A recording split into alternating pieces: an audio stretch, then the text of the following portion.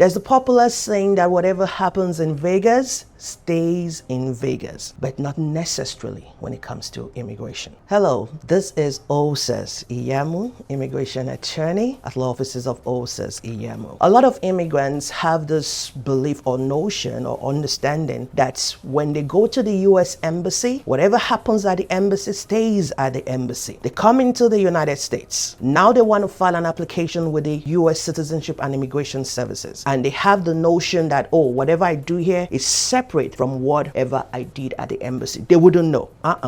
You need to understand the U.S. Embassy is called the U.S. Embassy for a reason. It belongs to the U.S. government. It's one of the institutions of the U.S. government. When you file that application with the U.S. Citizenship and Immigration Services, also, it's a part of the U.S. government institution. They do speak to one another. So let's take a situation where a foreigner goes to the U.S. Embassy, applies for a visa, tells them a different story. For example, he says, I'm married, I have a family in my country, and that's an incentive for me to come back to my country. Let's say this is a visiting visa, okay? I don't intend to stay in the US more than necessary. He gets the visa. Now he comes to the US. He gets to the US, he meets the love of his life, he gets married. Now they want to file the green card application with the US Citizenship and Immigration Services. Now he files the application, and for some unknown reasons, either he totally forgot everything he told them at the embassy, or maybe he wants to play a fast one. Now he says, I'm not married, this is my first marriage. Now there is a marriage